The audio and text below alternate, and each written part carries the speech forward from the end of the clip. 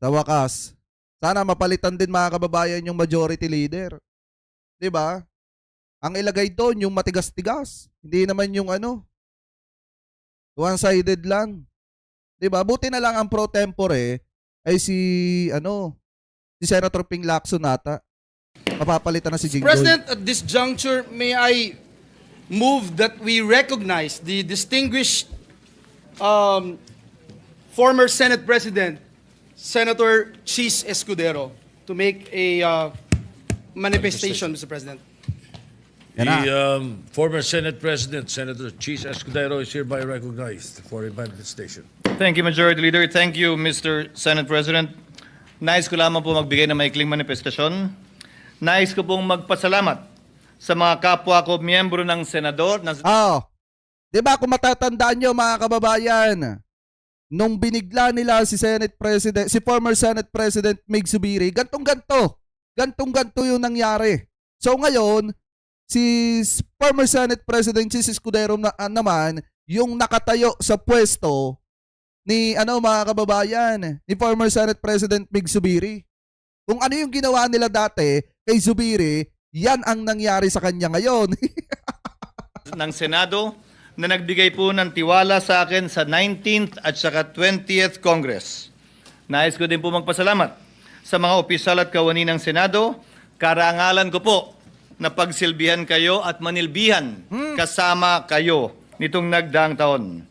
I serve at the pleasure, Mr. President, of the majority and understand and respect the decision of the majority of my colleagues.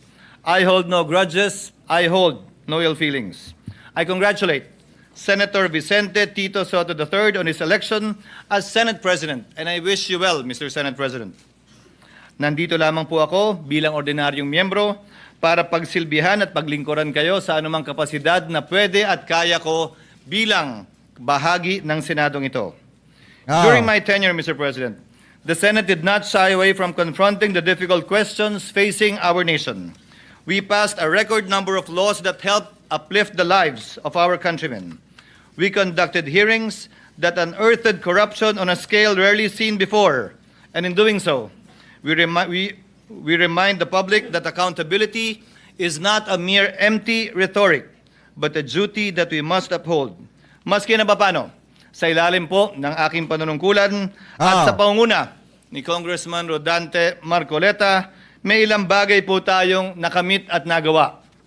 Nakapagsalita na ng bombo kaninang umaga si Congressman Toby Chanco at nabanggit lahat ng nais niyang sabihin hindi nasabi sa kabilang kamera. Nasabi na rin po, Ginoong Pangulo, ang the name that cannot be mentioned, ang pangalan ni Speaker Martin Romualdez at Congressman Zaldico sa pamamagitan ng paghihiring. Kanina pong... dapat mapanagot yan. Diba? Si House Speaker Martin Romualdez at saka si Congressman Zaldico, kung mapapatunayan na sila ay nagkasala, dapat silang managot. Hindi porket pinsan ng presidente at House Speaker ng Congress makakaligtas na, hindi po pwede yun. So kung mapapatunayan na sila talaga ay sangkot, dapat silang managot. Ganun lang kasimple. Hapon. And as a final act earlier, Mr. President, I signed upon the request of Congressman Marcoleta the contempt order of Assistant District Engineer Bryce Hernandez, putting him under detention already here in the Senate. Mr. President, I am proud of what the Senate has accomplished together, and I trust that the spirit of transparency and courage that have been displayed by this chamber will be sustained. Sana po, mapagpatuloy natin to. Let justice and the rule of law be done and followed, though the heavens may fall. Thank you again, Mr. President, and please accept once again my warmest congratulations. Congratulations, Mr. Senate President. Thank you very much, and we thank the distinguished former Senate President, Senator Chis Escudero, for his magnanimity and the work that he has, the service that he has given the Senate and the Filipino people. Robin, umiyak ka na, Robin Padilla. Robin Padilla, di ba tumakbo ka daw kay Senate President Chis Escudero nung nabigla kayo? O ba't hindi ka umiyak ngayon? Thank you, Mr. Senator. Ayan iyakan na yung iba ba? You have 1 minute suspension. Alright, di ba? Tuloy natin yan doon sa It's palitan the naman ng ano. distinguished gentleman from Bukidnon, Senator Mig Zubiri, for his nomination. I so move, Mr. President. The gentleman from Bukidnon, Senator Mig Zubiri, is recognized. No.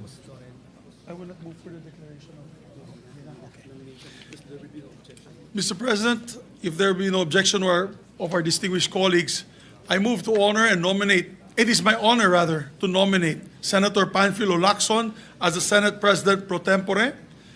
We need in the Yay. Senate leadership a man of courage, integrity, and loyalty, embodied best by no other than Senator Panfilo Ping Lacson. Throughout his celebrated career as police officer and as lawmaker, Senator Ping has been consistent in his pursuit of truth, fairness, and accountability in public service. Ah, He has married his background as Chief of the Philippine National Police with his lawmaking duties, ensuring that our public offices are always held accountable for and to the people. And if you want to know more about him, you can watch his movie, 10,000 Hours. As Senate President pro tempore, Mr. President, we trust that he will be instrumental in upholding the integrity of the Senate and fostering a stronger environment of trust in all our public institutions. This is why I give my wholehearted support to Senator Ping Lacson as Senate President pro tempore. Maraming salamat po, Mr. President. yan. Thank you, Senator Zubiri. Mr. President, Leader. there being no other nomination, I move to close the period. The Deputy Minority Leader, Senator Risa Hontiveros, is seeking the floor. I move that she be recognized, Mr. President. Senator Risa Ontiveros is recognized. Salamat Grabe, po, no? Mr. President. With pride and respect, I second the nomination of my late husband's former Chief PNP and my respected colleague in the minority as Senate President pro tempore. Salamat po, Mr. President. Thank you. Senator Lori Ligarda is recognized. Grabe, no? Sa wakas. Mr. President, distinguished colleagues, ang tama ay ipaglaban, ang mali ay labanan. These words capture the essence of Senator Panfilo Ping Lacson's public service. They are not mere slogans, but a creed he has lived by in more than 50 years of public service as a police officer, humanitarian, and legislator. On just the 12th session day of this Congress, while many committees were still preparing to organize, Senator Lacson had already pieced together a puzzle long hidden from the public eye. True to his role as the watchdog of the national budget, he examined budget allocations line by line and deployed his team to the ground. This is the work of Senator Lacson. Siya lang yung isa sa nakagawa noon, mga kababayan.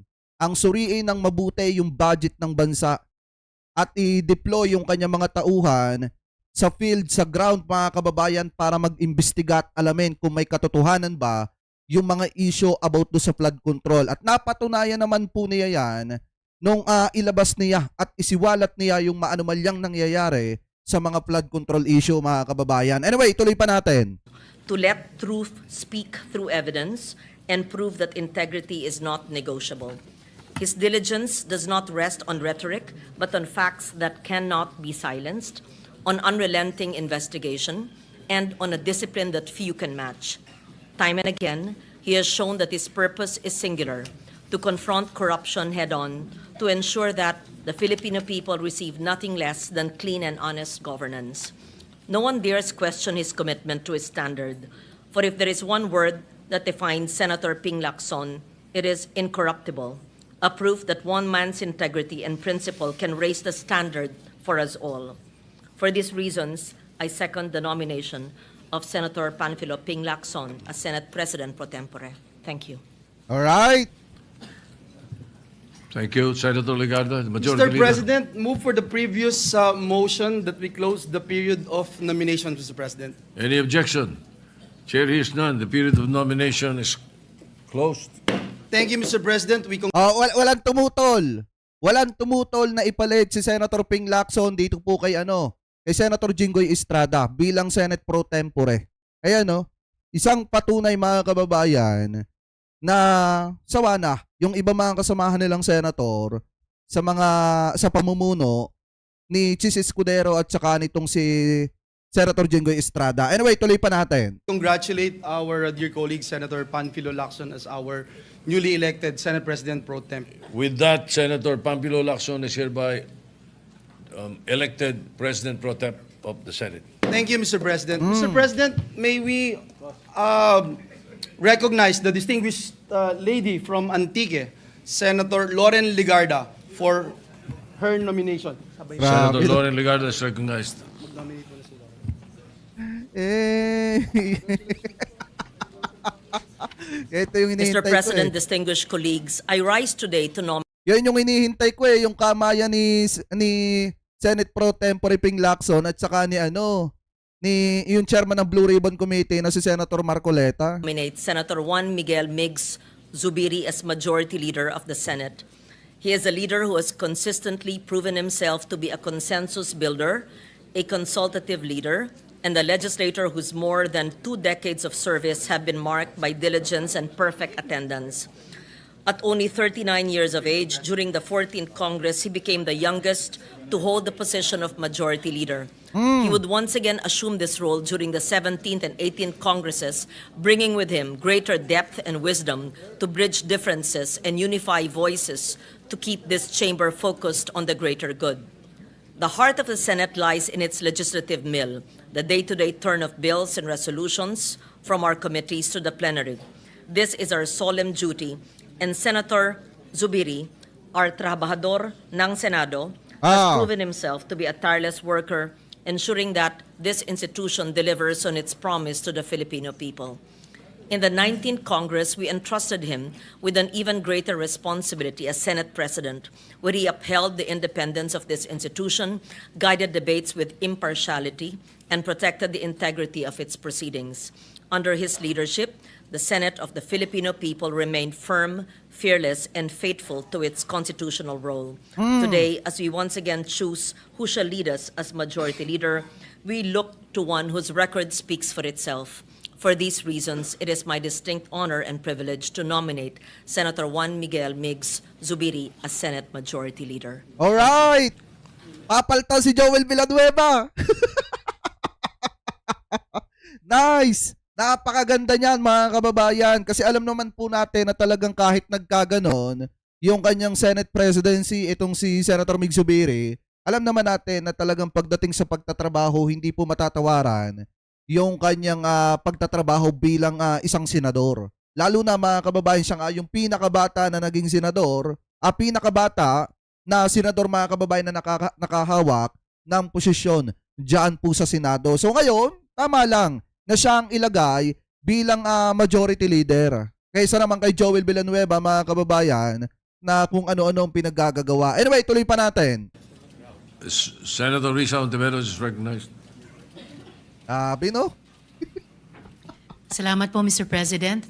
Again, with pride, I am honored to second the nomination of Senator Zubiri, our former majority leader, with whom many of us, including in the old minority, passed a good number of happy bills, and my colleague as well now in the minority. I so second his nomination as majority leader. Salamat po, Mr. President. Right? Thank you. Majority Leader. Yes, Mr. President. There being no other nominees, Mr. President, I move that we close the period of nomination for the position of the Majority Leader. I so move, Mr. President. Any objection? Chair hears none. The motion is approved. Alright. Thank you, Mr. Senator- President. Ouch!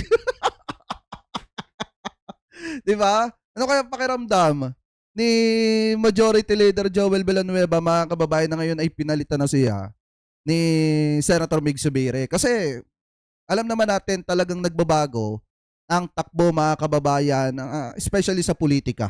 Hindi talaga, wala talagang panghabang buhay dyan. Ngayon, kung titingnan nyo, yung mga nanamasa sa kapangyarihan dyan sa Senado, ngayon wala na.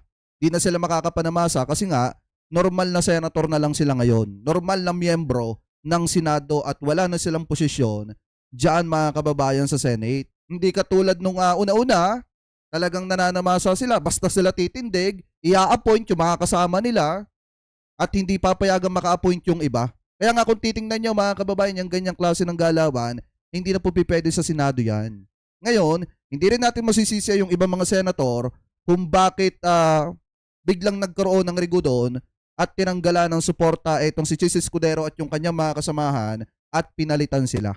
Kasi nga, kung ganyan yung pamumuno nila, wala talagang tatagal na senator na makakasikmura ng sistema kung ano yung pinapairal nila. Anyway, tuloy pa natin. Senator Mig Subiri is hereby elected Majority Leader or Chairman of the Committee on Rules. Thank you, Mr. President. We congratulate our dear colleague, Senator Zubiri, Right. as our newly elected Majority Leader. Mr. President, may I move that we suspend the session to allow our Senate President pro tempore and the Majority Leader to take the respective oaths of office, one after the other. So move, Mr. President. Thank you, thank you, Majority Leader, Senator Joel Villanueva, for your service to the Senate and the Filipino people. Thank you, Mr. President. Thank you. Session Alright. is suspended. Ouch! Tuloy na natin dito sa panunumpa ni Senate Pro Tempore, Ping Lacson, mga kababayan. The duties of my present position, And of all others I may hereafter hold and of all others I may hereafter hold under the Republic of the Philippines, under the Republic of the Philippines, that I will support and defend that I will support and defend the Constitution of the Philippines, the Constitution of the Philippines, that I will obey the laws, that I will obey the laws, legal orders, legal orders, and decrees And decrees. promulgated by the duly constituted authorities, and decrees promulgated by the duly constituted authorities, and maintain true faith and allegiance and maintain true faith and allegiance to the Republic of the Philippines, to the Republic of the Philippines, and that I impose this obligation upon myself voluntarily, and that I impose this obligation upon myself voluntarily without mental reservation without mental reservation or purpose of evasion. or purpose of evasion. So help me God. So help me God. Alright!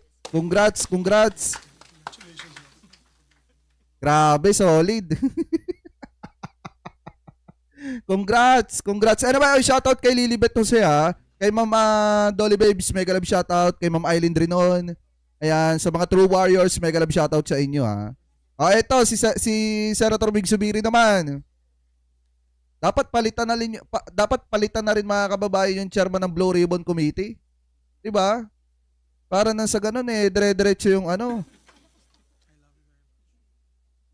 Ayan. Please raise your right hand and repeat after me.